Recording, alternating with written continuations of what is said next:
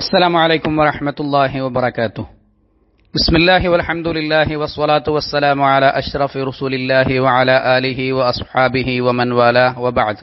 ആദരണീയരായ സഹോദരി സഹോദരന്മാരെ, ഒക്ടോബർ മാസം 4-ാം തീയതി ഇന്ന ലിനഫ്സിക അലൈക ഹഖ, ശരീരത്തോടും നമുക്ക് ബാധ്യതകളുണ്ട് എന്ന പ്രമേയമാണ് ഈ ജുമുഅ ഖുതുബ പ്രതിപാദിക്കുന്നത്. അള്ളാഹുവിനെ ഭയപ്പെട്ടുകൊണ്ട് ജീവിക്കുവാൻ എന്നെയും നിങ്ങളെയും ആമുഖമായി ഓർമ്മപ്പെടുത്തുകയാണ്. യാ അയ്യുഹല്ലദീന ആമനുത്തഖുല്ലാഹ് വൽതൻദുർ നഫ്സും മാ ഖദ്ദമത് ലിഗദ്.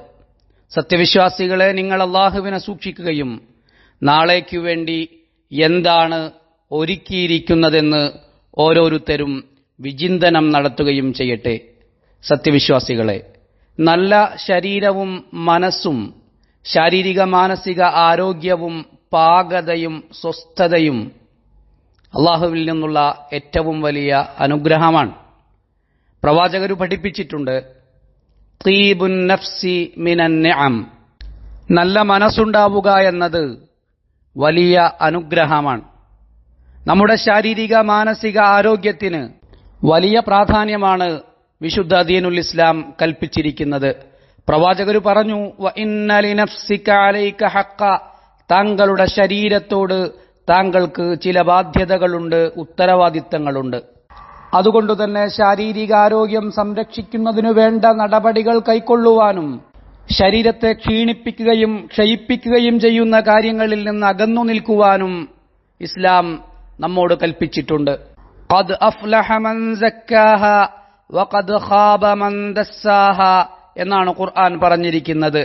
ആത്മാവിനെ ശുദ്ധീകരിച്ചവൻ വിജയിച്ചിരിക്കുന്നു, ആത്മാവിനെ മലിനപ്പെടുത്തിയവൻ പരാജയപ്പെടുകയും ചെയ്തിരിക്കുന്നു.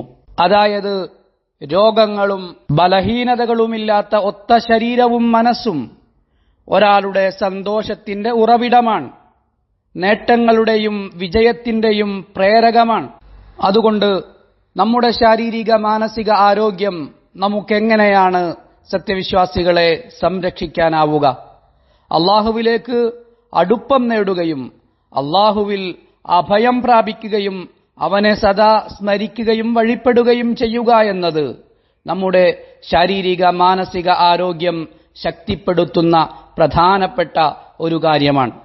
അള്ളാഹു പറഞ്ഞിട്ടുണ്ട്, അലാ ബിദിക്രില്ലാഹി തത്മഇന്നുൽ ഖുലൂബ്, അള്ളാഹുവിനെ സ്മരിക്കുക വഴിയാണ് നിങ്ങളുടെ മനസ്സുകൾ സമാധാനം കൈവരിക്കുന്നത് എന്നറിഞ്ഞുകൊള്ളുക. പ്രവാചകർ സല്ലല്ലാഹു അലൈഹി വസല്ലമ തങ്ങൾ തന്റെ പള്ളിയിലെ ബാങ്ക് വിളിക്കാരനായിരുന്ന ബിലാൽ റളിയല്ലാഹു അൻഹുവിനോട് നിസ്കാര സമയമായാൽ ഇങ്ങനെയാണ് പറയാറുണ്ടായിരുന്നത്, യാ ബിലാലു അഖിമിസ് സ്വലാ അരിഹ്നാ ബിഹാ, ബിലാൽ അങ്ങ് ഇഖാമത്ത് വിളിക്കണം, നിസ്കാരം വഴി ഞങ്ങൾക്ക് ആശ്വാസം പകരണം, സമാധാനം നൽകണം. പ്രവാചകർ വീണ്ടും പറഞ്ഞിട്ടുണ്ട്, ജുഇലത് ഖുർറത്തു ഐനി ഫിസ്സലാ, എന്റെ ആനന്ദം നിസ്കാരത്തിലാണ് എന്ന്. അള്ളാഹുവിന്റെ വിധിയിലും തീരുമാനത്തിലും സംതൃപ്തരാവുക എന്നതാണ് മാനസിക സമാധാനവും ആത്മീയ സ്വസ്ഥതയും നേടിയെടുക്കുവാനുള്ള മറ്റൊരു പ്രധാന കാര്യം. അബൂദർദാ റളിയല്ലാഹു അൻഹു ഇങ്ങനെ പറഞ്ഞിട്ടുണ്ട്, ഇന്നല്ലാഹ ഇദാ ഖളാ ഖളാഅൻ അഹബ്ബ അൻ യുർലാ ബിഹി, അല്ലാഹു ഒരു തീരുമാനം തീരുമാനിച്ചു കഴിഞ്ഞാൽ അതിൽ എല്ലാവരും തൃപ്തിപ്പെടുക എന്നത് അള്ളാഹുവിന് ഇഷ്ടമാണ്. അതുകൊണ്ട് വല്ല ബുദ്ധിമുട്ടുകളും വന്നു ഭവിച്ചാൽ, അല്ലെങ്കിൽ നാം വിഷമങ്ങളിലകപ്പെട്ടാൽ ഒരിക്കലും എല്ലാം അവസാനിച്ചു എന്ന് നാം വിചാരിക്കരുത്.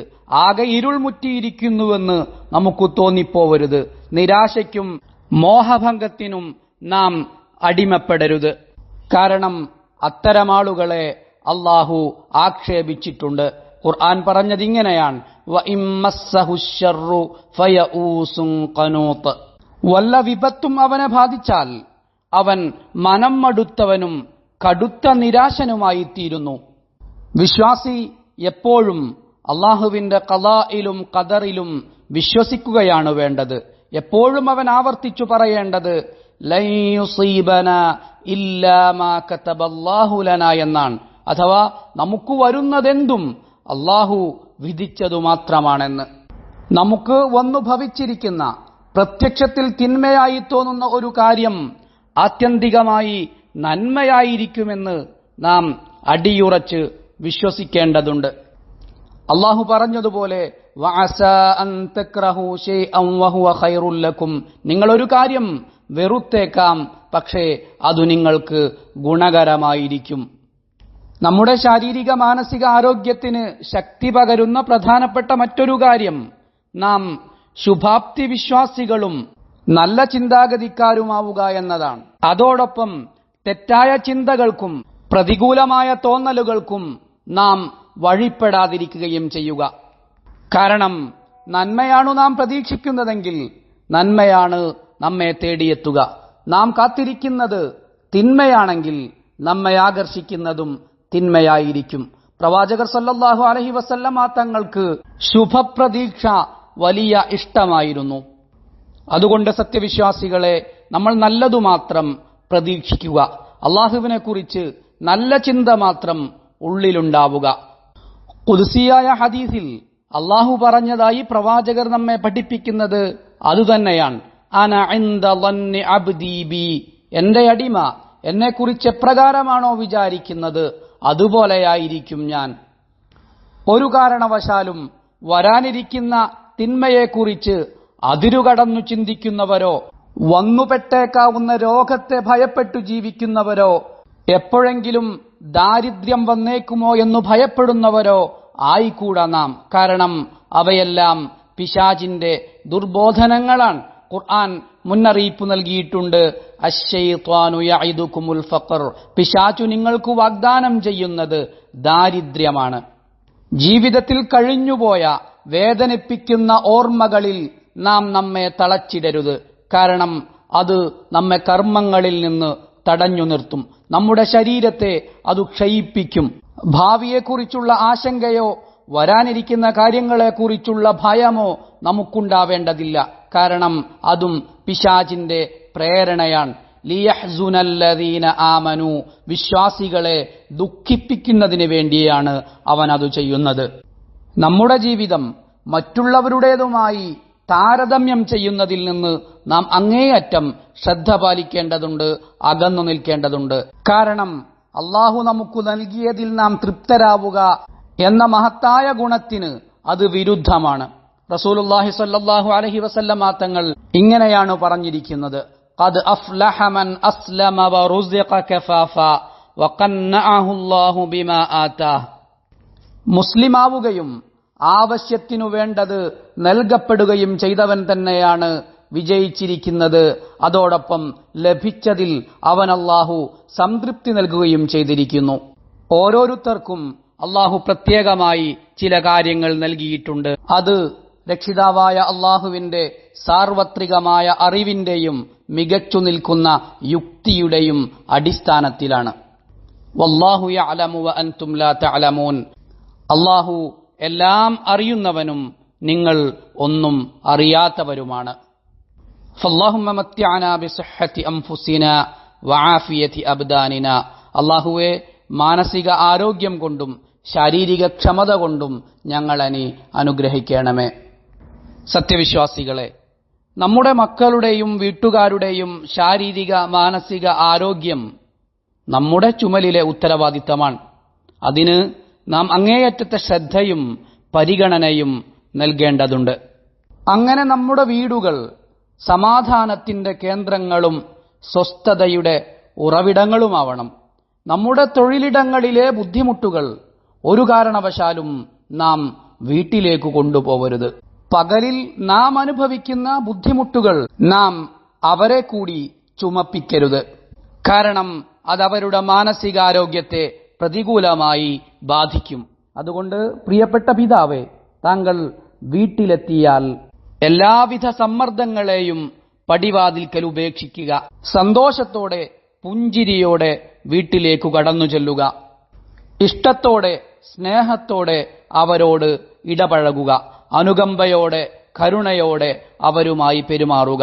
ഫഇന്നല്ലാഹ ഇദാ അറാദ ബിഅഹ്ലി ബൈത്തിൻ ഖൈറ അദ്ഖല അലൈഹിമുർ റിഫ്ഖ് എന്നാണ് പ്രവാചകർ പറഞ്ഞിരിക്കുന്നത്. അതായത് ഒരു വീട്ടുകാർക്ക് അല്ലാഹു നന്മ ഉദ്ദേശിച്ചാൽ അവർക്കിടയിൽ അള്ളാഹു അനുകമ്പയുണ്ടാക്കും, സൗമ്യതയെ പ്രദാനം ചെയ്യും.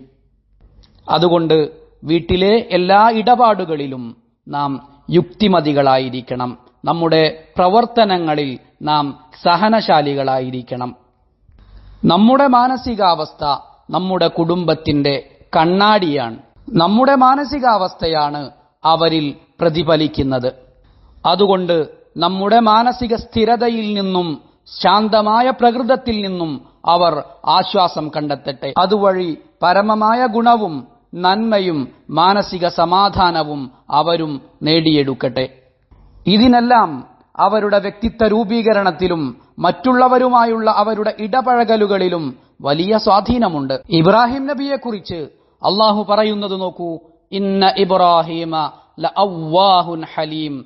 തീർച്ചയായും ഇബ്രാഹിം നബി ഏറെ പശ്ചാത്തപിച്ചു മടങ്ങുന്നവനും സഹനശാലിയുമാണ് എന്നാണ്. അതേ സഹനം ഇബ്രാഹിം നബിയുടെ സന്താന പരമ്പരയിലും പ്രകടമായതായി അള്ളാഹു തന്നെ ഖുർആനിൽ പറഞ്ഞിട്ടുണ്ട്. ഫബശ്ശർനാഹു ബിഗുലാമിൻ ഹലീം. നാം ഇബ്രാഹിം നബിക്ക് സഹനശാലിയായ ഒരു പുത്രനെ കുറിച്ച് സന്തോഷവാർത്ത നൽകി.